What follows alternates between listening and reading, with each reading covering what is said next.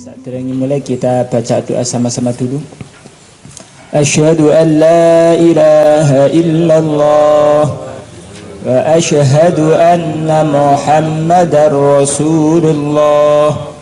Raditu billahi rabba wa bil islami dina wa bi Muhammadin nabiyyan wa rasula wa bil Qur'ani imama wa bil Ka'bati kibrah wa bil mu'minina wal mu'minati ikhwana ala dzalika nahya wa ala dzalika namut wa ala dzalika nub'ats insyaallah minal aminin alladzina la khaufun alaihim wa la hum yahzanun rabbi yassir wa la tu'assir wa tammim lana minka bil khair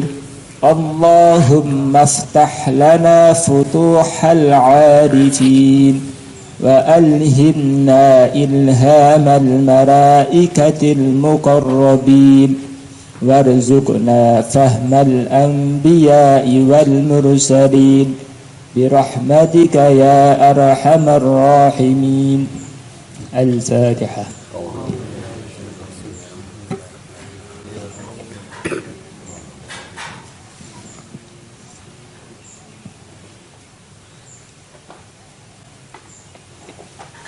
Kita lanjutkan halaman 18.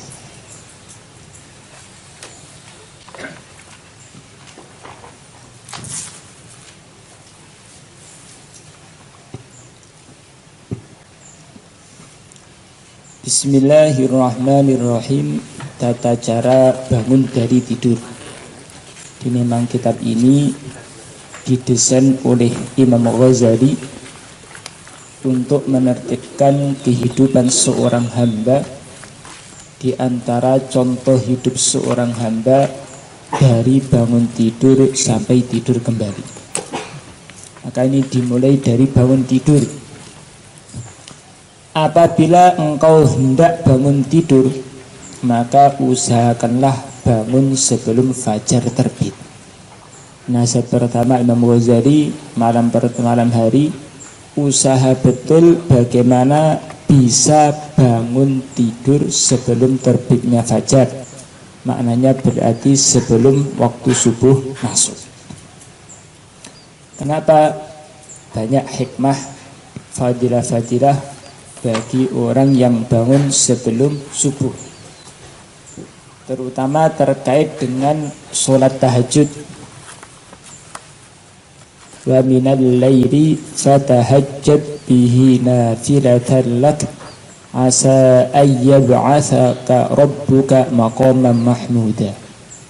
Baginda Nabi sallallahu alaihi wasallam mendapat janji dari Allah Ta'ala akan mendapatkan derajat maqam mahmud, satu-satunya para anbiya yang nanti akan mendapat derajat maqam mahmud. Derajat itu beliau dapatkan diantaranya dengan mengerjakan sholat tahajud di malam hari. Maka dengan menjaga sholat tahajud dalam agama, nanti kita akan mendapatkan derajat yang tinggi di sisi Allah Ta'ala.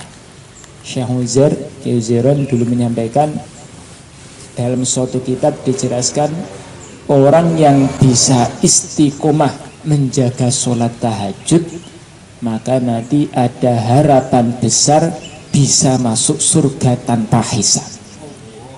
Jadi ada amalan-amalan, kalau seseorang mengerjakannya dengan sempurna, maka dia akan mendapatkan derajat masuk surga tanpa hisab. Nanti di akhirat pada yaumul mahsyar seluruh manusia dibangkitkan dari alam kubur, kemudian kumpul jadi satu di mahsyar. Di sana nanti ada syafaat kubro, di mana seluruh manusia kesusahan, kemudian baginda Nabi mensyafaati akhirnya diterima, dimulailah hisab. Sebelum hisab dimulai akan ada beberapa iklan. Di antaranya ada beberapa kelompok yang dia ini diperintahkan untuk masuk surga tanpa hisab sebelum hisab dimulai. Seperti di Fadilah Amal dijelaskan dalam suatu hadis, di antara orang yang bisa masuk surga tanpa hisab adalah orang yang senantiasa memuji Allah di kala susah maupun senang. Kebanyakan orang kalau dapat kesenangan alhamdulillah, kalau dapat musibah innalillah wa inna ilaihi raji'un. Tetapi ada beberapa orang dia ini kena musibah pun bersyukur, uangnya hilang alhamdulillah, tidak pernah mengeluh sama sekali. Orang seperti ini nanti di yaumul mahsyar sebelum hisab dimulai diiklankan untuk berdiri memasuki surga tanpa hisab. Di antara amalan yang membuat seseorang masuk surga tanpa hisab adalah istiqomah menjaga sholat tahajud. Di antara amalan yang bisa memasukkan surga seseorang ke dalam surga tanpa hisab. Maka di sini Imam Ghazali beliau menekan, sangat menganjurkan agar seseorang bisa bangun tahajud, bisa bangun sebelum terbitnya fajar guna mengerjakan sholat tahajud. Imam Nawawi belum ngasih nasihat bangun tahajud yang waktunya bebas. Ada istilah tahajud, ada istilah qiyamul lail. Apa bedanya qiyamul lail dan tahajud? Kalau qiyamul lail ini sholat sunnah yang dikerjakan di malam hari, walaupun dia belum tidur. Setelah sholat isya, sholat ba'diyah, disempurnakan sholat tasbih, sholat taubat, sholat hajar, itu semuanya bisa disebut dengan qiyamul lail. Tapi kalau tahajud, ini dikatakan tahajud syaratnya harus tidur terlebih dahulu. Jadi kalau anjurannya setelah isya, bila tidak ada amalan penting, tidak ada amalan-amalan, segera istirahat, kemudian bangun di tengah malam. Ya, sholat yang dikerjakan setelah bangun tidur itu namanya adalah tahajud. Waktu yang paling baik adalah thuluthul lail al-akhir, sepertiga malam terakhir. Malam itu mulai kapan? Mulai terbenam matahari sampai terbit matahari. Kalau sekarang mungkin jam maghrib jam 5:30 mungkin. 5:30 sampai jam 5:30, kurang lebih 12 jam. Berarti kalau sepertiga malam terakhir 4 jam akhir. Berarti mulai setengah 3, setengah 4, setengah 5 sampai setengah 6. Setengah ya, 2, 3 ya. Mulai setengah 2, setengah 3, setengah 4, setengah 5 sampai setengah 6. Mulai setengah 2 itu masuk kategori sepertiga malam yang terakhir. Doa-doa lebih mudah dikabulkan di waktu itu. Selain itu hikmahnya, dulu mungkin pernah saya sampaikan, ibadah yang dikerjakan di tengah malam itu sangat membantu betul dalam kekhusyuan kita dalam ibadah. Suasana hening, gelap, tidak ada suara rame-rame, otak masih bersih, tidak ada pemikiran apapun. Bangun tidur otaknya masih bersih, ini sangat membantu kekhusyuan di dalam sholat. Imam Nawawi beliau Al-Bantani beliau ngasih nasihat menjelaskan apa hikmahnya oleh Imam Ghazali dianjurkan bangun sebelum terbit fajar. Ketika seseorang bangun sebelum terbitnya fajar, maka nanti akan mengalami dua keadaan. Pertama keadaan gelap, kemudian kedua keadaan siang terang. Dari gelap berpindah kepada terang. Tapi kalau bangun setelah terbitnya fajar, hanya mengalami satu keadaan sudah terang. Nah, terjadi perpindahan waktu dari gelap menuju terang, dari malam menuju siang ini, bagi orang-orang yang mau merenung dengan baik, ada tanda-tanda keagungan Allah Ta'ala. Perpindahan dari gelap menuju siang, terang, dari malam menuju siang, ini bagi akal yang berpikir dengan baik, maka akan mendapatkan pelajaran tentang keagungan Allah Ta'ala, sehingga akan membantu kebersihan hati dia. Beberapa ayat sering di akhir ayat menjelaskan la ayatil liulil albab, ada tanda-tanda keagungan bagi orang yang mau berpikir, liulil absar. Ada lagi afala taqilun, apa kalian tidak berakal? Afala tatafakkarun, apakah kalian tidak berpikir? Maksudnya bagaimana?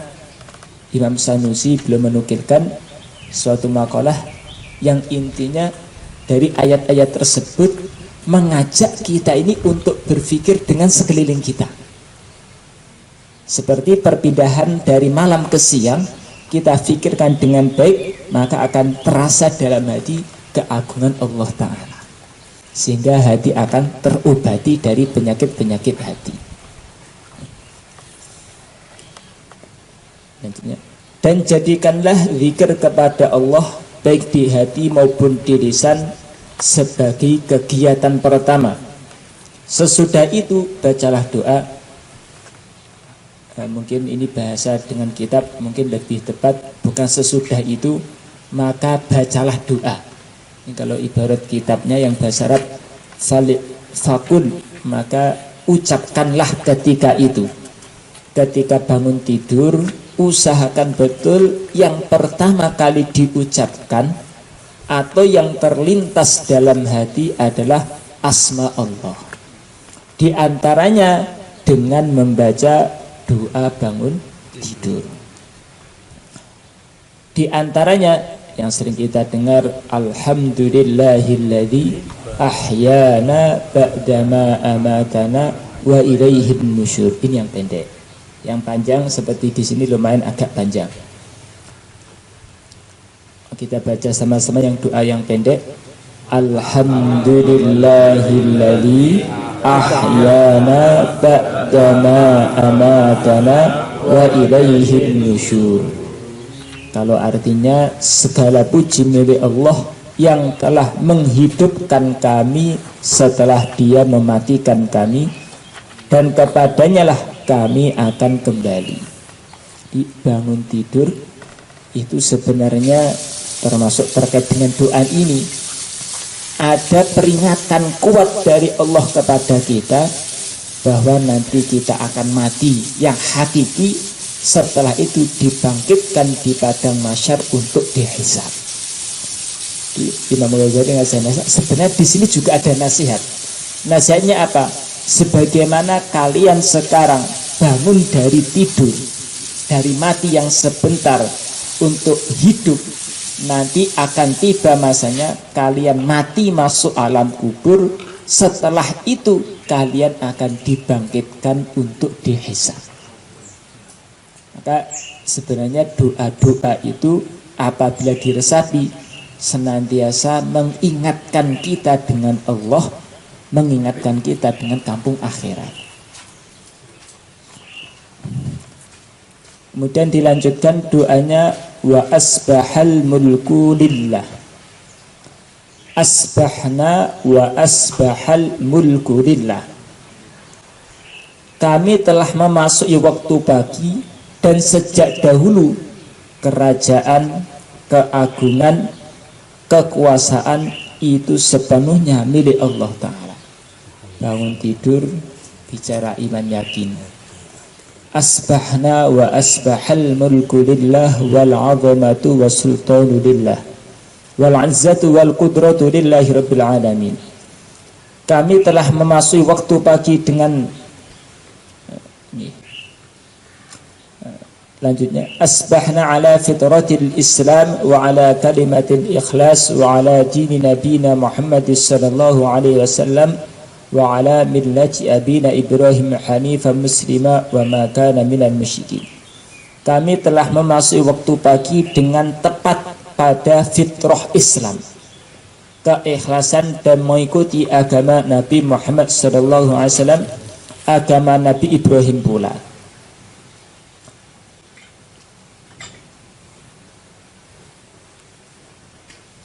Ini terjemahnya ada yang kurang, ditambah dan tidaklah beliau tergolong orang-orang yang musyrik. Ada yang kurang, setelah Nabi Ibrahim pula ada tambahan dan beliau bukanlah tergolong orang-orang musyrik. Allahumma inna nas'aluka an tab'athana fi hadzal yaum ila kulli khair. Ya Allah, kami mohon kepadamu agar engkau membangunkan kami pada hari ini dalam keadaan dapat melakukan segala kebaikan. Wa na'udzu bika an najtariha fihi su' au najurruhu ila muslim. Dan kami mohon perlindungan kepadamu supaya kami tidak menjalankan kejahatan. Allahumma bika asbahna wa bika amsayna wa bika nahya wa bika namut wa ilaikan nusyur. Ya Allah, kami masih waktu pagi dan sore karenamu. Kami hidup dan mati juga karenamu, dan kepadamulah kami akan kembali. Nas'aluka khaira hadzal yaum wa khaira ma fihi. Kami memohon kepadamu kebaikan hari ini dan segala kebaikan sesuatu yang ada pada hari ini. Kami minta perlindungan kepadamu dari kejelekan hari ini dan kejelekan segala sesuatu yang ada pada hari ini.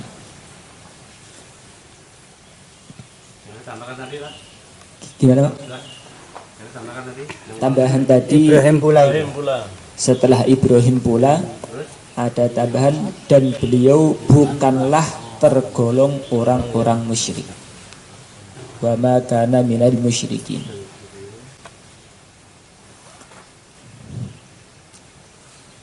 Orang yang beriman punya keyakinan bahwa dia tidak akan mampu mengerjakan kebaikan, tidak akan mampu menjauhi kemaksiatan kecuali mendapat taufik dari Allah Ta'ala.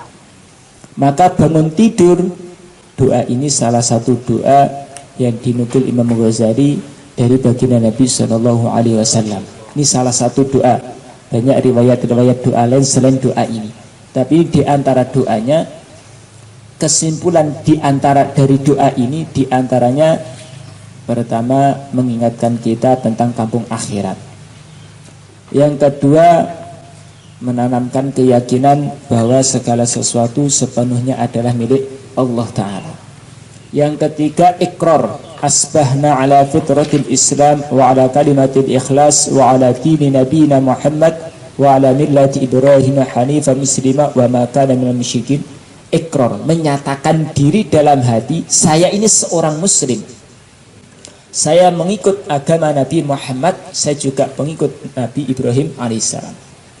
Kemudian yang terakhir, yang keempat, minta agar diberi taufik supaya bisa menjalankan seluruh kebaikan hari itu dan dijaga dari seluruh musibah pada hari itu. Makanya kalau bisa hafal doa ini, bangun tidur dibaca, sangat bagus sekali. Tapi andaikan kita belum hafal Arabnya, jangan sampai bangun tidur tidak doa sama sekali. Karena di luar sholat, doa itu tidaklah harus berbahasa Arab. Doa bisa menggunakan bahasa daerah masing-masing. Yang inti adalah doanya. Kalau mampu berbahasa Arab, seperti yang dicontohkan baginda Nabi, lafaz doanya sama persis, itu sangat bagus sekali. Andaikan tidak mampu, jangan sampai gara-gara tidak hafal kemudian tidak doa. Nah, inti doa di sini tadi, yang terakhir inti doanya minta agar hari ini bangun tidur dalam hari ini ditolong Allah Ta'ala untuk bisa mengerjakan seluruh kebaikan dan dijauhkan dari seluruh kemaksiatan. Di antara doanya. secara singkat tentang adab-adab, sedikit adab terkait dengan bangun tidur. Selanjutnya kaitan dengan berpakaian.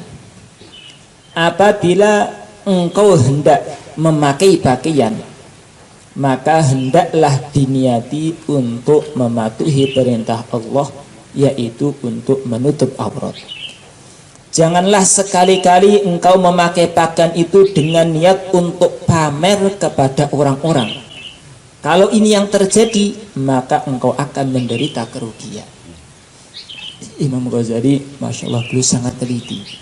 Urusan pakaian pun bukan hanya pakaiannya, niat berpakaian pun juga harus diperhatikan. Saya memakai pakaian seperti ini, niatnya apa? Di antara niatnya, pertama ikut perintah Allah Ta'ala. Kita diperintahkan untuk menutup aurat. Maka memakai pakaian, niatnya adalah ikut perintah Allah, yaitu menutup aurat. Di antara niat yang lain selain menutup aurat, contoh niat yang benar di antaranya niat untuk mendakwahkan syiar Islam. Lebih-lebih di suatu wilayah yang di situ syiar Islam, pakaiannya menunjukkan syiar, ciri khas seorang muslim kurang terjaga. Masyarakatnya muslim, tetapi tidak ada keberanian menampakkan kalau dia seorang muslim. Maka berpakaian dengan ciri khas muslim, niatnya apa? Untuk menjaga agama. Ini termasuk niat yang benar dalam berpakaian. Lalu kenapa harus niat? Karena khususnya dalam mazhab Syafi'i, amalan itu kalau tidak ada niatnya maka tidak sah. Puasa tidak ada niatnya juga tidak sah. Walaupun mazhab Hanafi mengatakan sah, tapi nggak sempurna. Yang jelas niat ini sangatlah penting. Keliru dalam niat bisa dosa. Tidak niat tidak dapat pahala. Niatnya keliru bahaya. Maka urusan pakaian pun Imam Ghazali mengingatkan, walaupun tiap hari sudah berpakaian dengan ciri khas muslim, jangan lupa menata niat setiap beramal, sehingga nanti bisa mendapatkan pahala setiap keadaan. Termasuk godaan syaitan kepada orang yang hidup dalam lingkup amalan, sudah terbiasa dengan amalan. Di antara tipuannya yang pertama, tidak menjaga niat dalam amal, sehingga amalan itu bukan amalan tapi sebagai rutinitas. Kenapa habis subuh duduk musyawarah? Pokoknya amalan saya itu biasanya seperti itu. Jadi kebiasaan, bukan suatu amalan. Yang kedua, godaan syaitan kepada orang yang sudah biasa dengan amalan adalah kurangnya rasa takzim dan menjaga adab ketika beramal. Mungkin teman-teman yang sudah pernah keluar bisa merasakan perbedaan pertama kali 3 hari dan 3 hari yang akhir-akhir ini. Awal-awal 3 hari ketika dengan penhidayah suruh ikhlas, islah diri, diperhatikan gitu. Adab makan, tidur, taklim diperhatikan gitu. Tapi setelah 1 tahun, 2 tahun, puluhan tahun, oh ini sunnah nggak apa-apa, ini juga boleh. Sekedar dimudzakarahkan, tetapi kurang dalam pelaksanaan. Maka pernah di zaman Sayyidina Umar, setelah haji selesai, orang-orang ajam, orang-orang yang bukan asli Arab diusir, suruh pulang. Cepat pulang, suruh cepat pulang.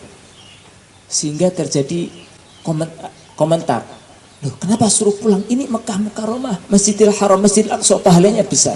Kok disuruh pulang? Lu ngasih jawaban kurang lebihnya, saya khawatir kalian tinggal lama di Masjidil Haram akhirnya tidak menjaga adab dengan Masjidil Haram. Maka ini yang kadang perlu kita perhatikan. karena tidak menjaga niat dan adab dalam suatu amalan, akhirnya tidak mendapatkan peningkatan. Awal-awal meningkat, kenapa? Niat dijaga, adab dijaga, penghormatan terhadap amal dijaga. Setelah lama-lama setan menganggap ini sudah rutinitas. Jadi sekedar rutinitas, tidak perhatikan niatnya, tidak diperhatikan adabnya, sehingga tidak terjadi peningkatan lagi dan lagi. Karena termasuk godaan syaitan kepada hawa nafsu dan hawa nafsu kepada orang yang beramal adalah andaikan tidak bisa merosot, minimalnya jangan sampai meningkat. Maka seorang ulama belum ngasih nasihat, ketika kalian beramal, intinya jangan tertipu dengan karomah yang ada. Karena karomah itu juga merupakan suatu ujian agar tidak naik pangkat sehingga bisa betul-betul dekat dengan Allah Ta'ala. Dicontohkan, ada seseorang rakyat ingin berjumpa dengan presiden. Di tengah perjalanan, masuk pintu gerbang, di istana, belum sampai ketemu, tapi sudah masuk istana, ketemu pejabat, dihormati. Saking senengnya lupa kalau tujuannya ketemu dengan presiden, akhirnya seneng di situ, nggak meningkat, akhirnya nggak ketemu dengan presiden. Begitu juga dalam amalan seperti itu. Kadang-kadang sudah pengalaman dengan istiqomah zikir, umpamanya zikir ya kafi ya goni atau zikir apa, akhirnya dapat pengalaman. Akhirnya dia puas dengan pengalaman tersebut, dapat karomah tersebut. Pokoknya saya amalan, setelah amalan ketemu Nabi Khidir umpamanya, atau setelah amalan mimpi malam hari ketemu bidadari di surga. Setelah itu dia merasa puas dengan amalan tersebut, tidak mau meningkatkan amalan. Maka termasuk supaya kita terjaga terus, meningkat lagi dan lagi, senantiasa menjaga niat dan adab penghormatan terhadap amal dalam setiap amal. Termasuk kata Imam Ghazali, urusan berpakaian pun, walaupun setiap hari sudah pakaian-pakaian sunnah menutup aurat dengan sempurna, perhatikan niat dalam urusan berpakaian. Lebih-lebih kalau amalan, maka harus lebih diperhatikan. Sampai di sini mungkin ada yang ditanyakan. Karomah itu arti yang sebenarnya karomah nanti ada istilah mukjizat, ada karomah, ada sihir. Mukjizat, karomah dan sihir, ketiga-tiganya sama-sama sesuatu yang tidak umum terjadi. Seperti di zaman baginda Nabi, rembulan terbelah jadi dua. Sayyidina Ala al-Hadrami ketika diutus memimpin pasukan ke Bahrain untuk menuju Bahrain, melewati suatu samudera besar. Maka ketika di tepi pantai, beliau tidak memerintahkan prajurit untuk menyiapkan kapal, tapi prajuritnya diajak doa. Ya Aliyu ya Azim ya Halimu ya Ali. Bismillah. Seluruh pasukan berjalan di atas lautan tanpa basah sedikit pun. Ini kan tidak umum terjadi. Ada juga sihir. Nanti kertas disulap menjadi uang. Zaman Nabi Musa, tongkat menjadi ular. Kalau tongkatnya Nabi Musa menjadi ular itu mukjizat. Kalau tongkatnya ahli sihir itu menjadi tongkat menjadi ularnya tukang sihir itu adalah sihir. Apa bedanya? Kalau mukjizat itu sesuatu yang luar biasa yang terjadi kepada orang yang mengaku kalau dia adalah seorang nabi atau seorang rasul. Itu mukjizat. Kalau karomah, sesuatu yang luar biasa yang terjadi pada diri wali-wali Allah Ta'ala karena suatu amalan. Tapi kalau sihir, sesuatu yang terjadi pada diri seorang hamba yang maksiat, yang tidak karena dari setan dan yang lain.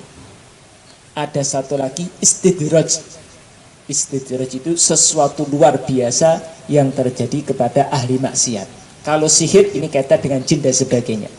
Kadang-kadang ada istilah istidraj, sesuatu luar biasa juga, tapi bagi orang yang maksiat. Maka yang baik mukjizat jelas para anbiya, yang kedua karomah itu baik. Istidraj itu dilulu, kebaikan-kebaikan atau kelihatannya karomah tapi sebenarnya bukan karomah, diberikan kepada ahli maksiat. Dulu Kiai Ubaidillah cerita zaman Kiai Mahmud, kalau nggak Kiai Sidik saya lupa, ada kawannya temannya Kiai Mahmud atau Kiai Sidik saya lupa, itu haji bareng dengan beliau. Sebelum haji itu orang biasa, bukan orang yang kuat amalannya dan sebagainya. Setelah pulang haji punya keistimewaannya, gentongnya itu nggak habis-habis, diisi beras. Maka dia kondang manggil orang-orang suruh makan di tempatnya sampai ribuan, makan gratis. Beras diambil dari gentong yang tidak pernah habis berasnya. Orang-orang menganggap ini karomah wali Allah Ta'ala. Kenapa? Oh, dia hebat, bisa habis haji langsung bisa punya karomah, gentongnya beras yang gak habis. Maka kalau nggak Kiai Mahmud Kiai Sidik datang ke sana, penasaran apa betul? Ya memang seperti itu. Cuman beliau tanya, Kang, kamu dulu kan sebelum haji kan biasa saja, setelah haji kok punya seperti ini tuh dapat dari mana?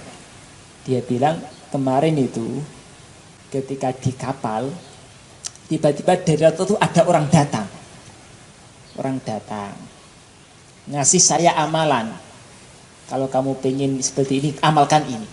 Maka saya amalkan, maka betul apa janjinya.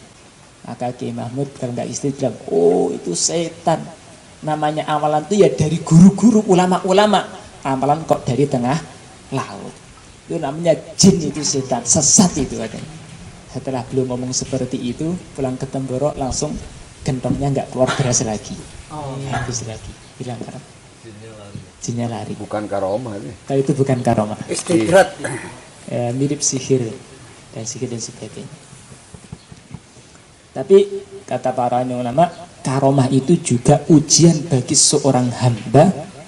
Kalau dia nggak hati-hati tidak akan terjadi peningkatan.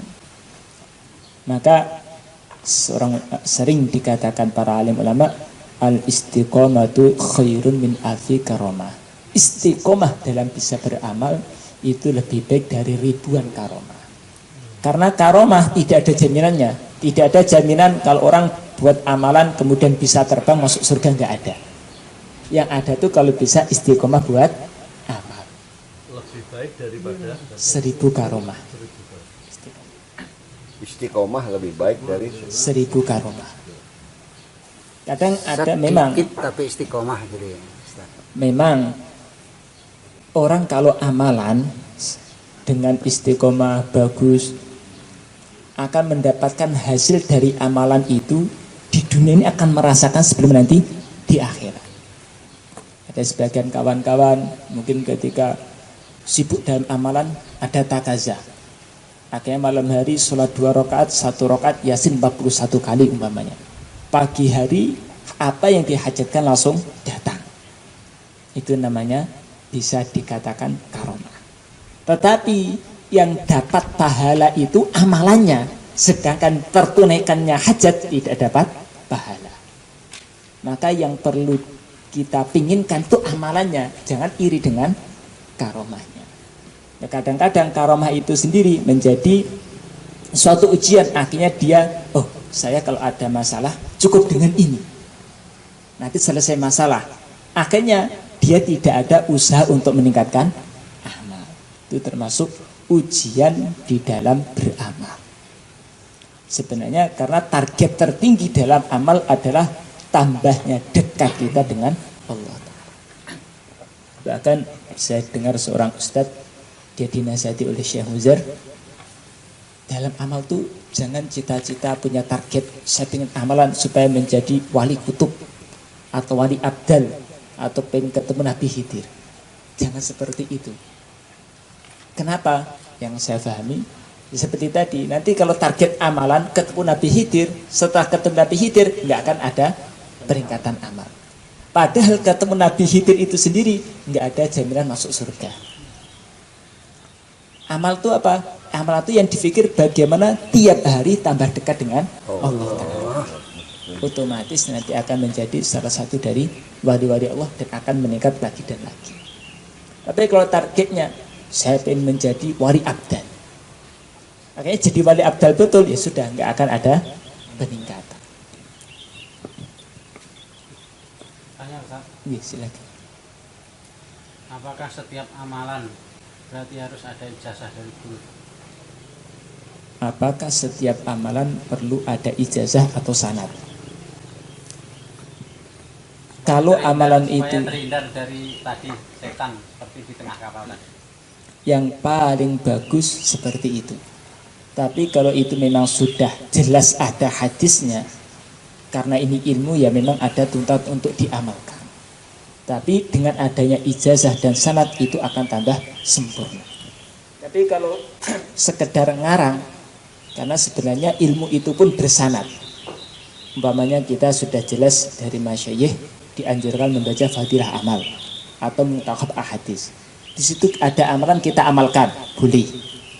Bolehnya boleh. Tetapi akan lebih sempurna kalau amalan ini ada ijazah khusus. Lebih sempurna lagi seperti itu. Tapi kalau tidak ada sanadnya, tidak ada ijazahnya, sekedar ada pemikiran la ilallah itu bagus, akhirnya baca sendiri atau baca ikhlas semaunya sendiri tanpa ada dasar hadis ataupun amalan dari seorang ulama, nanti kurang maksimal.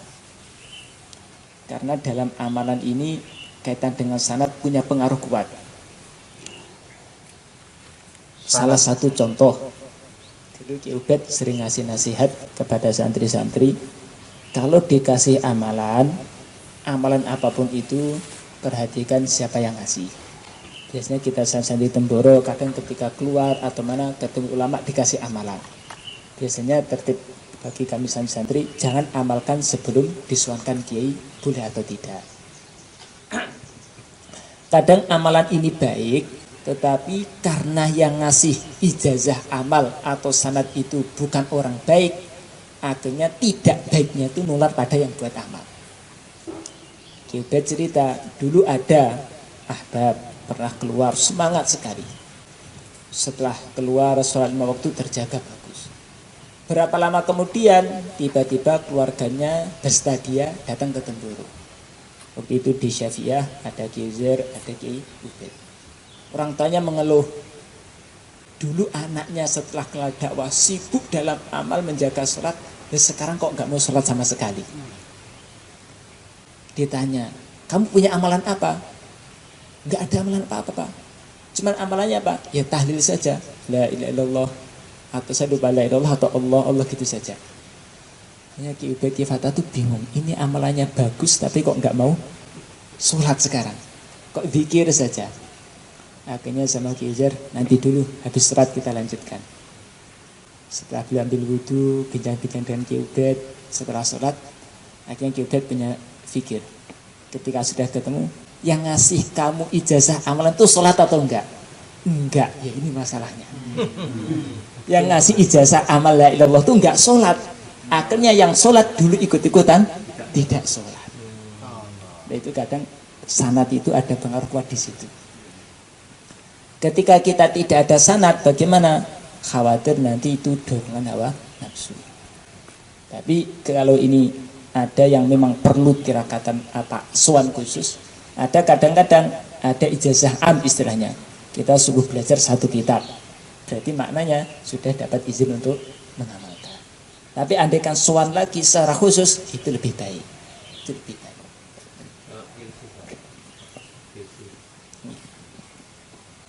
Ya. Sanad itu asli harfiahnya. Sanad itu bahasa kita itu istilah di guru-guru. guru, silsilah guru. Jadi Bahasana apa nih? Pokoknya kalau ilmu itu dalam keburukan, ya. darah nasab keilmuan. Jadi jalur jalur. Jadi kalau kamu anaknya siapa? Saya anaknya Pak ini. Kakekmu siapa? Ini. Dalam keilmuan ada seperti itu. Silsilah ilmu.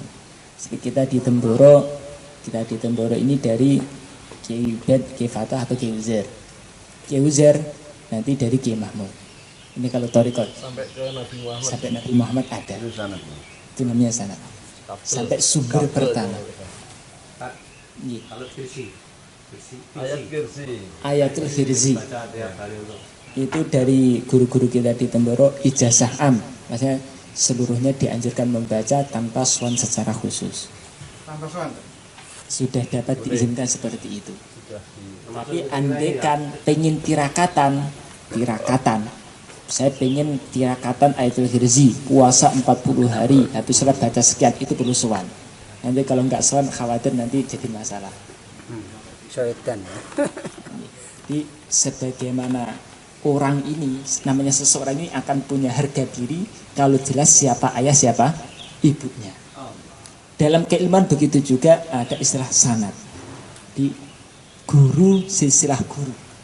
Sampai kalau kita belajar seperti ini, nanti kalau diteliti, nanti kita ada silsilah belajar ini sampai pengarangnya Imam Ghazali. Dari kita Kiuzeron nanti dari Syekh Yasin Padang, nanti dari guru beliau sampai pengarang pertama Imam Ghazali. Nah, Imam Ghazali pun hadis-hadis yang beliau nukil ada sanadnya juga, ada gurunya. Dari gurunya sampai sahabat sampai Rasulullah. Seperti itu. Kalau nggak ada sanad, ini nanti berbahaya. Kalau katanya gimana? Misalnya orang suka tablet, katanya kamu coba amalkan ini dari saya dari orang yang Bolehnya boleh, tapi lebih sempurna kalau suang sendiri. Bolehnya boleh, Iya. bolehnya boleh, Betul. Hawa nanti. tetapi lebih sempurnanya kalau suang sendiri. Itu lebih sempurna seperti itu. Lebih-lebih kaitan dengan tirakatan. Tirakatan? Mujadahan. Jadi ada istilah supaya tawajuh dalam beramal, maka ada puasanya dibaca berapa kali. Itu memang sangat perlu namanya ijazah dari guru supaya hasil maksimal. tapi itu setelah saya amalkan dari kemudian itu termasuk yang kita sampaikan tadi setan mana sama Sebenarnya bolehnya boleh, hasilnya bagaimana Tipu. tergantung ketawajuhan, tapi ketika ada sanad kualitas lebih tinggi. Iya, ada kekuatan. Kekuatannya lebih. Ini kalau kita mengamalkan dari YouTube, contohnya begini, sholawatan, itu amalkan setiap sholat, misalnya 100 atau 1000 kali. Terus ada lagi dari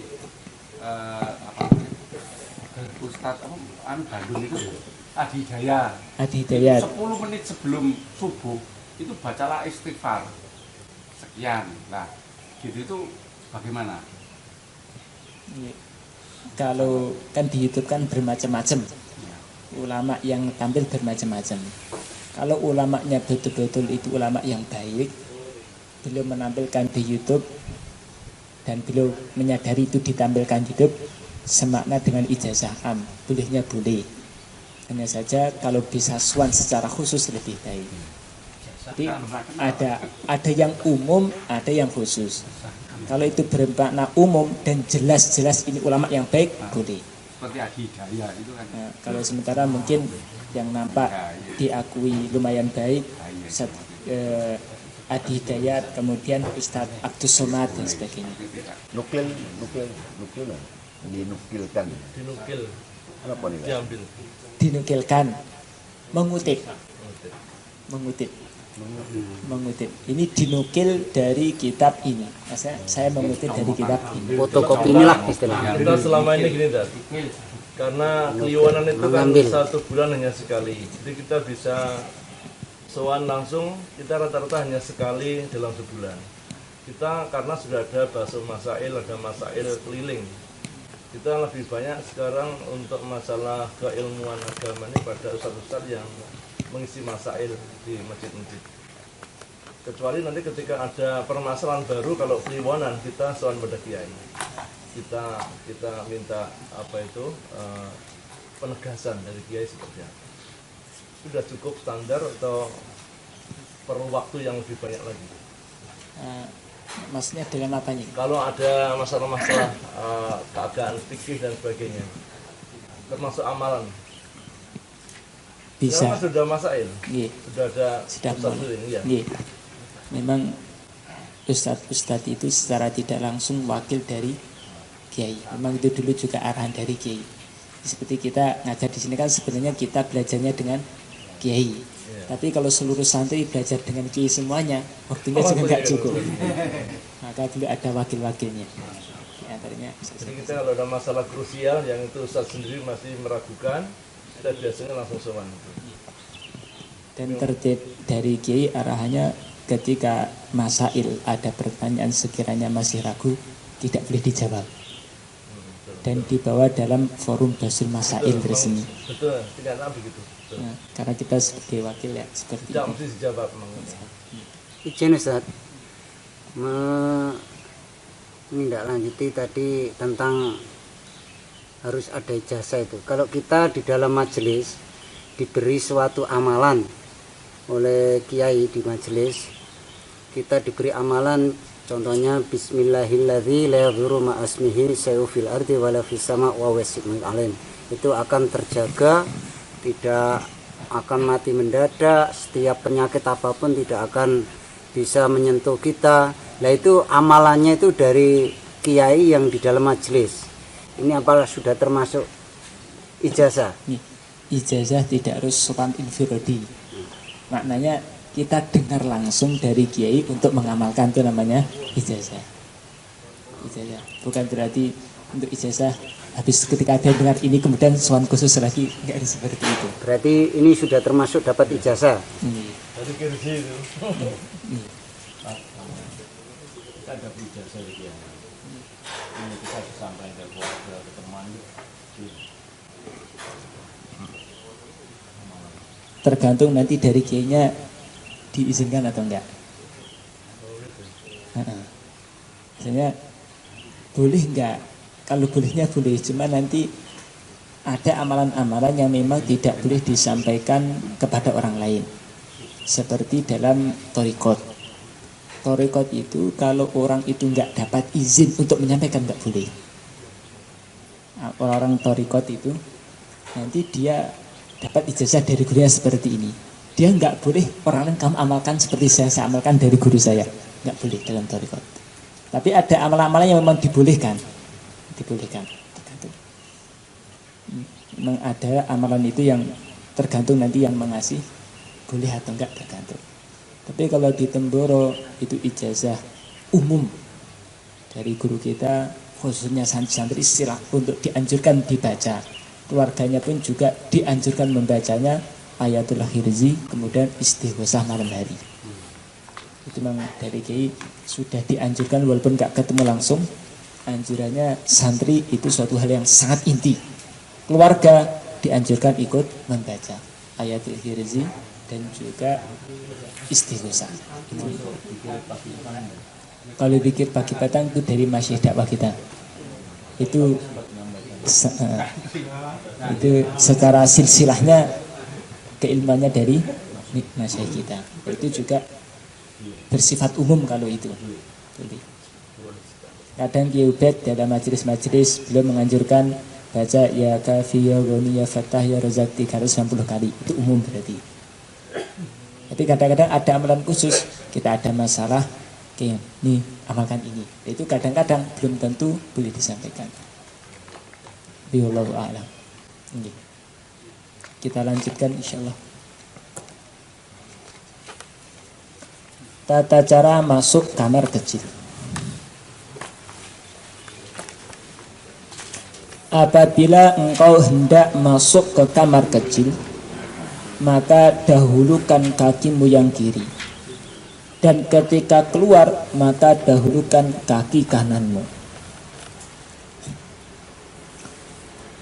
Setiap amalan sunnah ini akan ada suatu cahaya yang akan menyinari hati sekecil apapun.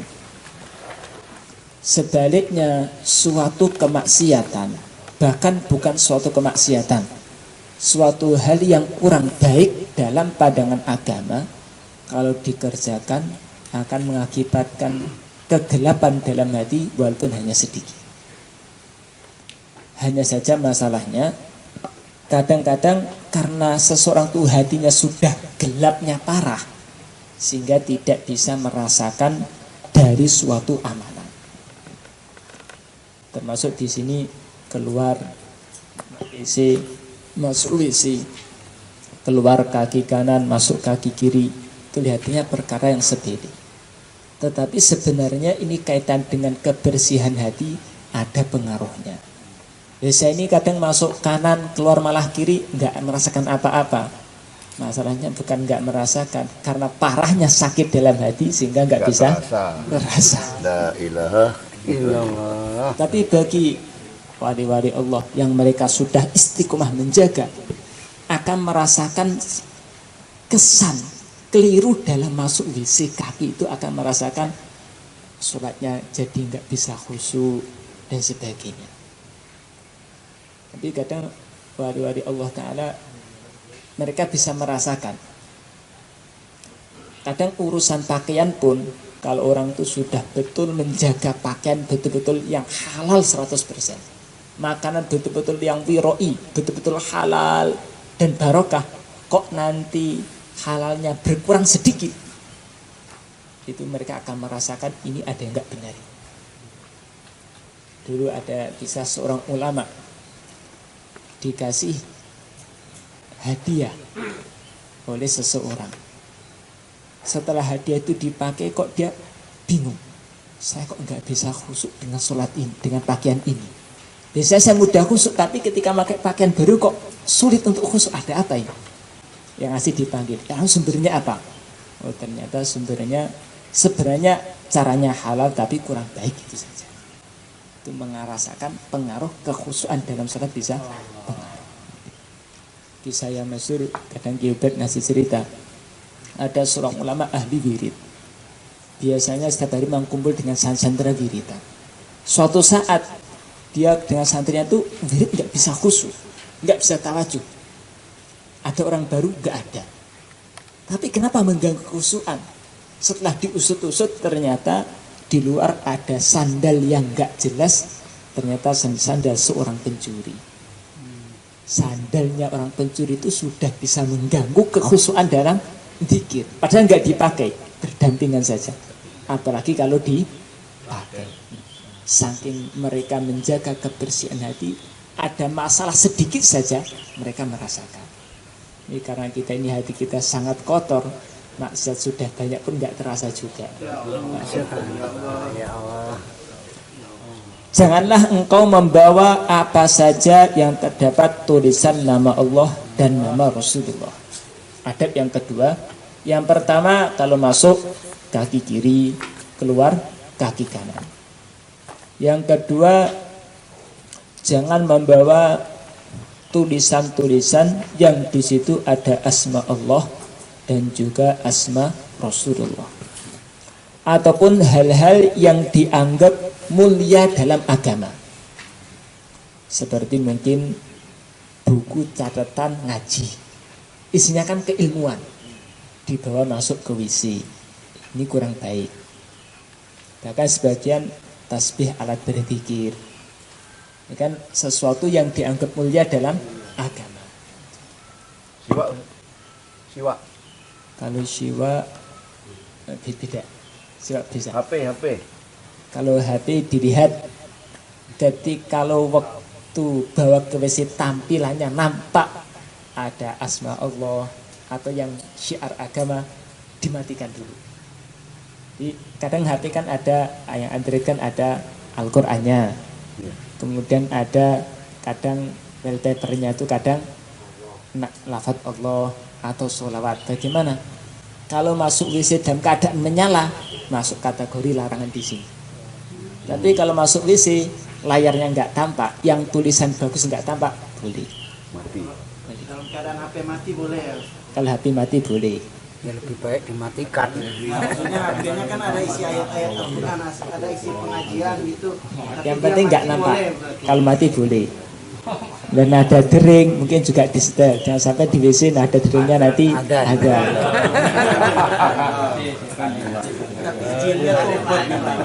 Ya kadang semangatnya bagus, tapi perlu dijaga. Jangan sampai semangat melampaui batas. Dan dalam Janganlah engkau masuk ke kamar kecil dengan kepala terbuka. Harus pakai kopiah. Tutup kepala alias pakai kopiah. Ini yang ketiga. Yang ketiga, masuk WC kamar kecil dengan memakai tutup kepala.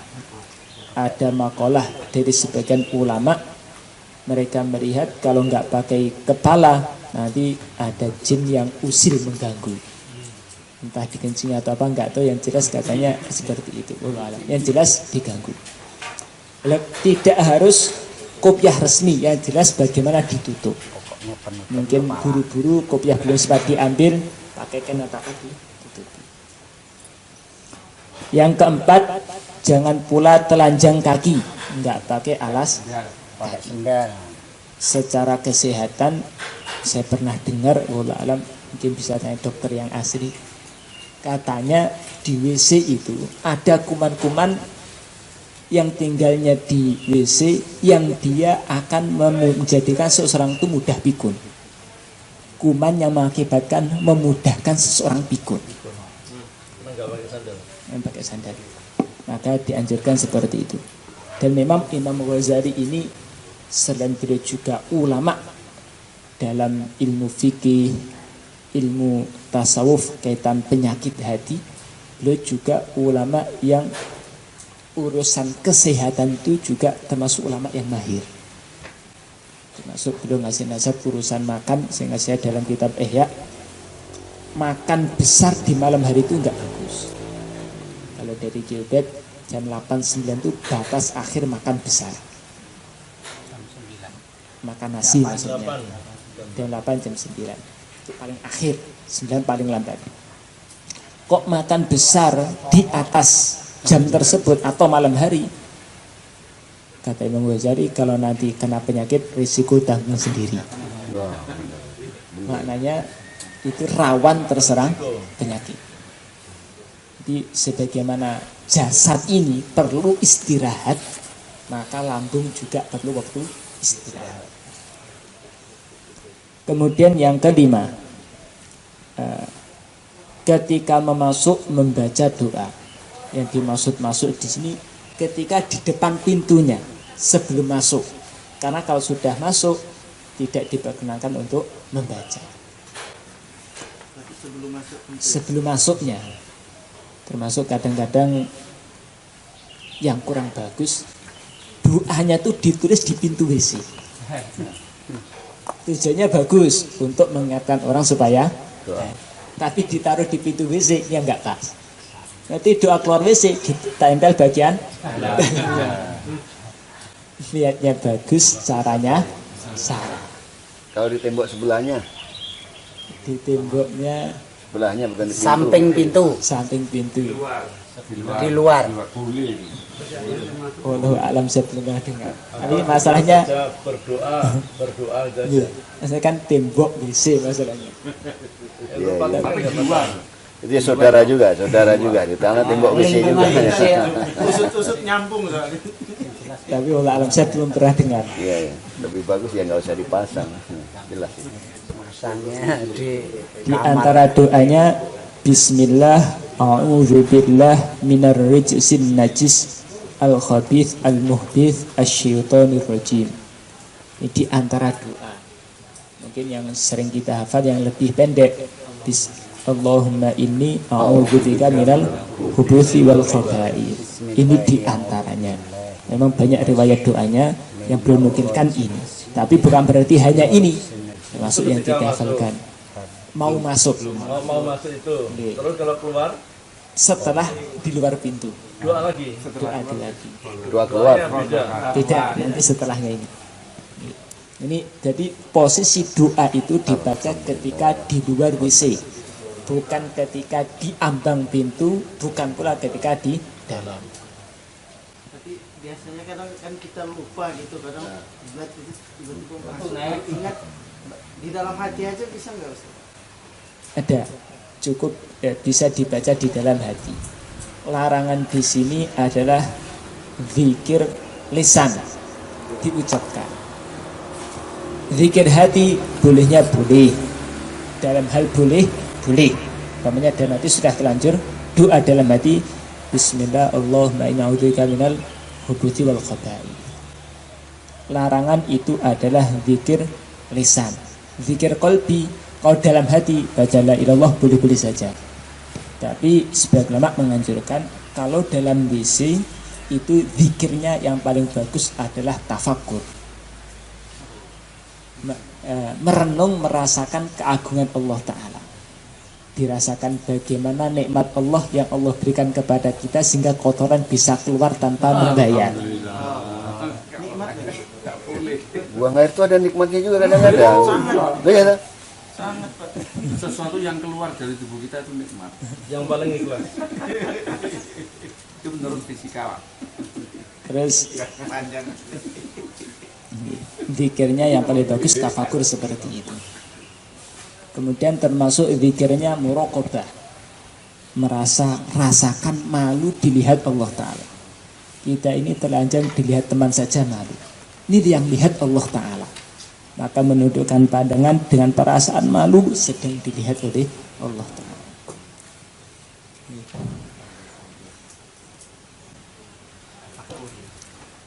Ketika keluar doanya ghufranaka. Masuk keluar di sini ketika sudah berada di luar. Ghufranaka alhamdulillahilladzi azhaba anni ma yu'dhini wa abqa alayya ma yanfa'uni.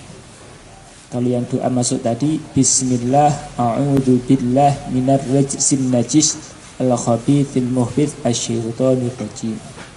Minta perlindungan dari kejahatan setan, dari setan yang terkutuk. Kalau keluar, ya Allah berikanlah ampunanmu, ghufranak. Segala puji bagi Allah yang telah menghilangkan segala yang menggangguku. Kotoran-kotoran Allah keluarkan. Wa abqa alayya ma yanfa'uni, mengekalkan sesuatu yang bermanfaat bagiku. Makanan dimakan yang manfaat tidak keluar, yang nggak manfaat keluar. Kita nggak tahu prosesnya bagaimana. Tahu-tahu pokoknya yang sudah gizi-gizi baik-baik masuk dalam anggota tubuh, nggak keluar, yang kotor-kotor keluar semuanya. Itu suatu nikmat yang besar. Kita sejak kecil nggak pernah berpikir, sampai sekarang juga nggak tahu bagaimana prosesnya. Tapi anugerah Allah begitu besar, kita nggak mikir pun sudah jalan Allah kasih. Juga nggak pernah minta, ya Allah nanti kalau saya makan ini yang baik tetapkan, yang jelek-jelek keluarkan. Nggak pernah doa. Allah tahu hambanya serba lemah, nggak minta pun sudah dikasih. Seyukyanya engkau menyiapkan terlebih dahulu segala yang diperlukan untuk istinja sebelum engkau buang air. Tadi waktu masuknya. Sekarang tertibnya lebih umum lagi. Sebelum istinja itu persiapan dulu. Ini memandang keadaan zaman dahulu. Kalau sekarang sebelum masuk dicek gayungnya sudah ada belum, ada airnya tidak. Nanti buru-buru kadang dilepas, ternyata gayungnya hilang, diambil airnya habis. Kamar mandi pondoknya Nah, kadang-kadang mungkin kita dalam safar pengen buang hajat karena buru-buru, nggak dicek dulu. Setelah masuk keluarnya ternyata tempat wanita. Sering.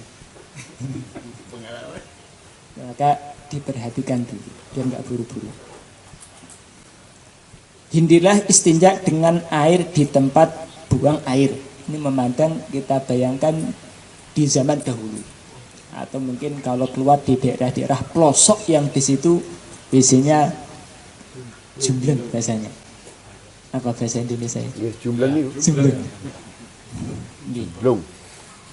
Yaitu perlu kalau istinja pindah tempat. Di sini buang air besar, air kecil, kemudian nanti istinjanya pindah tempat. Kalau istinja di tempat itu pula rawan akan terkena najis. Ini memandang keadaan zaman dahulu seperti itu. Engkau hendaknya menuntaskan kencing dengan cara berdehem dan menurut kemaluan bagian bawah dengan jari-jari tangan kiri, supaya nanti tidak timbul was-was atau keluar lagi najis sehingga kotoran sehingga membuat pakaian najis. Maka dituntaskan betul. Bagaimana supaya betul-betul tuntas? Di antara caranya berdehem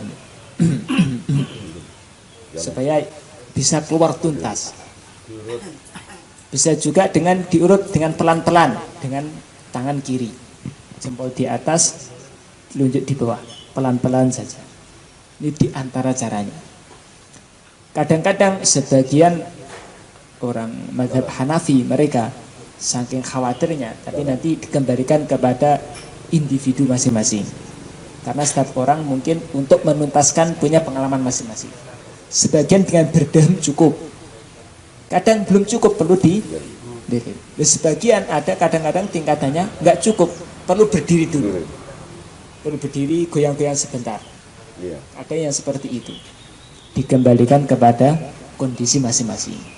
Kadang-kadang karena kurangnya minum air sehingga keluar tuh sulit sempurna, maka perasaan masih keluar kok nggak keluar-keluar, terasa ini masih ada yang tersisa, tapi kok dem-dem nggak keluar, dibelirit-lirit nggak keluar. Bagaimana? Bisa berdiri dulu, digoyang-goyang atau lonjak-lonjak sedikit-sedikit gitu, biar tuntas betul. Jadi kalau nggak tuntas, kemudian keluar sudah pakai pakaian, keluar kena najis, di resiko lebih. Posisi duduk, posisi jongkok. Posisi jongkok nanti ada setelah ini. Nanti akan dijelaskan setelah ini. Apabila engkau hendak buang air besar dan kecil, sedangkan engkau berada di tanah lapang, maka hendaklah mencari tempat yang jauh dari pandangan orang dan bertabirlah dengan sesuatu. Ya, kita bayangkan ketika daerah-daerah yang masih pelosok atau mungkin kita keluar. Kemarin saya pernah keluar ke Aceh. Tahun kemarin keluar ke Aceh. Bukan rute terakhir, hampir terakhir. Keluar kemana? Di tengah hutan. Memang permintaan, ada seorang ulama pernah ke Temboro, pengen buat cabak pondok seperti Temboro. Maka dia beli tanah di tengah hutan, dari perkampungan kurang lebih 5 kilo. Gak ada orang, sudah. Ya, apalagi WC, orangnya aja belum ada, rumahnya belum ada, memang sedang proses pembangunan. Jadi jamaah suruh ke sana, suruh tirakatan supaya tanahnya barokah seperti Temboro nantinya. Ya di sana. Ya, kalau pengen buang air besar gimana? Ya sudah, lari jauh sana. Ya, dan mungkin kadang kita keluar beberapa daerah yang perlu seperti itu. Kalau memang nggak ada tempat yang tersedia, pertama yang diperhatikan jauh dari pandangan, karena kita dituntut untuk menutup aurat. Jangan sampai istinja kemudian aurat kita dilihat orang. Sebagaimana haram melihat aurat seseorang, begitu juga haram menampakkan aurat kita supaya dilihat orang lain. Setelah tempat sekiranya sudah jauh nggak akan terlihat, disempurnakan dengan satir. Janganlah engkau membuka aurat sebelum sampai pada tempat buang air. Jadi kadang-kadang saking buru-burunya, sarungnya sudah dicincingkan, auratnya kelihatan. Itu enggak. Jadi aurat wajib ditutup. Ketika masuk WC, baru auratnya dibuka dikit demi sedikit dengan perasaan malu karena sedang diawasi, dilihat oleh Allah.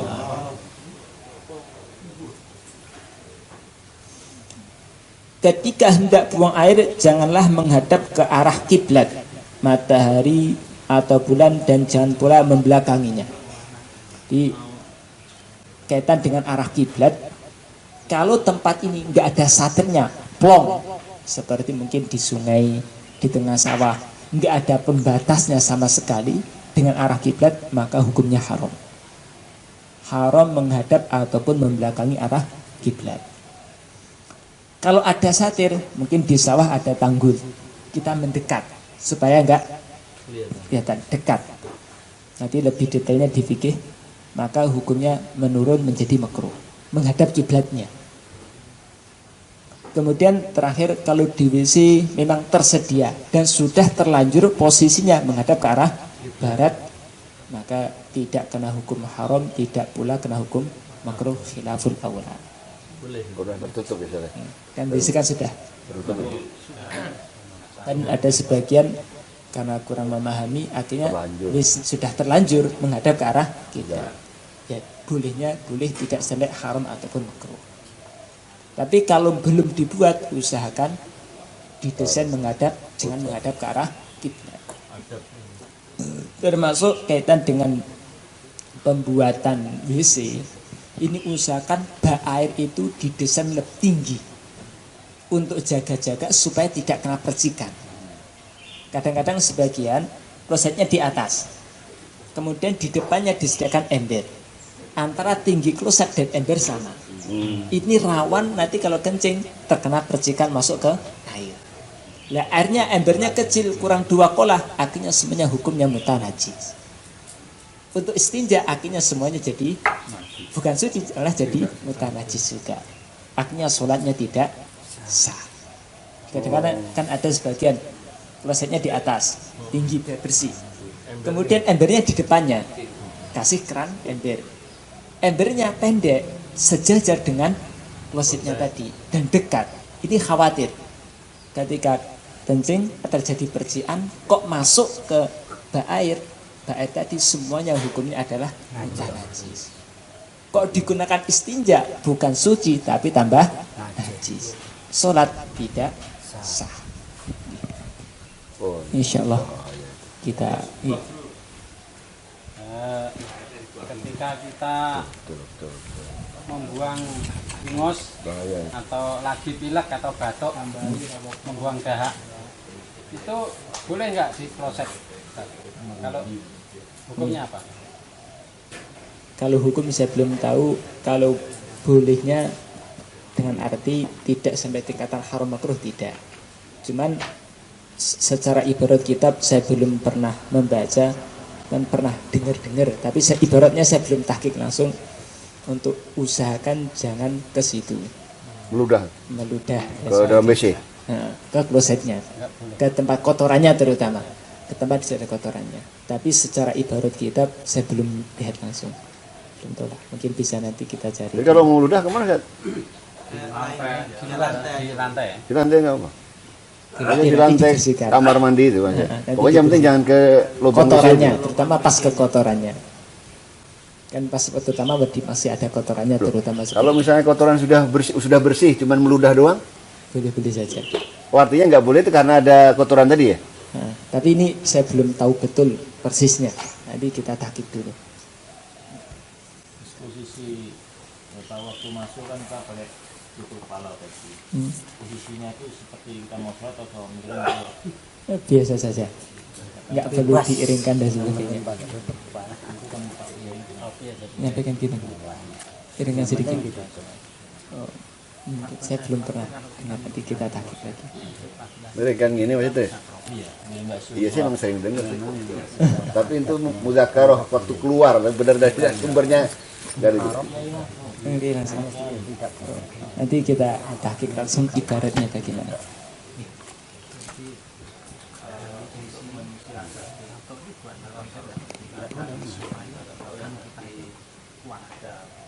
airnya pendek atau kecil, memungkinkan bisa kecipratan. kan yang sudah amal ini akan juga kita masjid atau musola dan juga kan dianggap kita belum tahu gimana untuk menyiasati. Sikap kita bagaimana? Kalau bisa baknya diganti bagus. Ini kan saya sampaikan ketika kita mendesain sejak awal. Kalau sudah terlanjur, apalagi kita pendatang, maknanya kita sedang singgah di suatu masjid. Hati-hati, hati-hati jangan sampai nanti ada mercik ke situ. Andaikan kalau sekedar kemungkinan ada atau enggak, kita hukumi dohirnya. Kalau kita tidak tahu, hukumnya suci. Tapi kita tetap juga harus hati-hati tadi. Hati-hati tadi. Kadang kurang hati-hati dan kadang orang nggak tahu ini terjadi najis tengkak karena nggak tahu. Tapi kita juga hati-hati. Kalau nanti memang tahu betul ada yang masuk ke situ, ya diganti airnya. Tapi kalau nggak tahu, ya sudah kita hukum dohirnya suci. Ya Ustaz, ini kami pernah menjawab masjid di Polres itu. Adab masuk masjid pakai sendal. Setiap dikasih sendal hilang, setiap kasih sendal hilang. Ini kita ketika kita nggak kasih lagi dosa nggak kita yang pernah menjawab masjid? Ada masuk masjid pakai sandal. Setiap sandal ada hilang. Hilang. Terus kira-kira bagaimana ya kalau hilang kita belikan lagi, kita belikannya sampai orang itu bosan maling, sampai kita yang bosan. belikan lagi terus. Belikan terus Mas Arif. Woi, sendal belikan lagi. Amalnya tuh biar barokah. Udah saya bilang juga, kita kuat-kuatan apakah kita yang kasih sendal atau malingnya yang kuat ya? Tapi juga perlu dijaga maksudnya. Makanya selain kita belikan Itu. tapi juga harus kita buat cara bagaimana bisa terjaga gitu. Pasang CCTV. Oh ini loh tukang ngambil. Ya, tetap karena itu adab. Ya, kasih. Ya kita tidak bosan-bosan amal. Tetapi kita juga ada usaha menjaga. Mungkin perlu disampaikan keutamaan Gini, tadi kalau takut ember yang kepercikan najis itu, kalau pengertian saya sementara itu keran dihidupkan sampai air meluber, itu bisa artinya air itu menjadi suci apa enggak? Di antaranya caranya seperti itu. Berarti kan tidak usah dibuang semuanya terus nganu lagi kan gitu. Bisa. Iya. Bisa seperti itu. Bukan hanya meluber tapi sangat kuat sehingga bisa dikatakan kotorannya tuh hilang gitu. Iya itu. Jadi boleh. Kalau ember kan kurang dari 2 kulak kan enggak boleh. Tetapi mengalir. Bukan hanya sekedar penuh. Terus keluar terus menerus sampai nampak ini bening berganti. Seperti ini mengembang ini juga. Kalau kita junub misalnya di perumahan itu biasanya kan jedingnya itu kecil, airnya kan nggak sampai 2 kulak. Tapi kalau air itu Keluar. mengalir terus sampai berarti ini dibolehkan apa enggak? Gimana tadi? Baknya kecil. Baknya kecil biasanya di perumahan itu, terus supaya Kurang 2 kolah. suci, terus kita alirkan terus sampai air itu meluber. Kalau ketika kita sedang mandi junub. Iya. Maksudnya kok bisa kena najis karena kayak tadi mandi junubnya?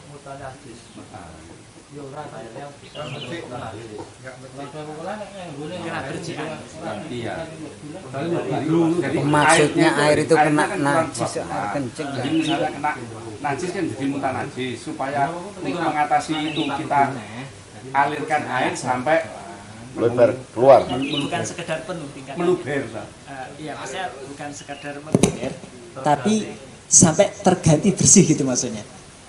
Bukan nanti dialirkan meluber gitu saja, tapi dialirkan terus sampai nampak ini betul-betul terganti bergantian bersih. Buang aja terus sih. Berarti buang air.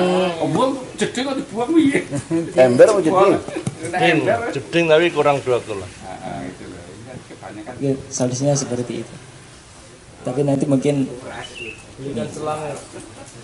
insyaallah cukup dulu. Subhanallah, subhanallah. Warahmatullahi wabarakatuh.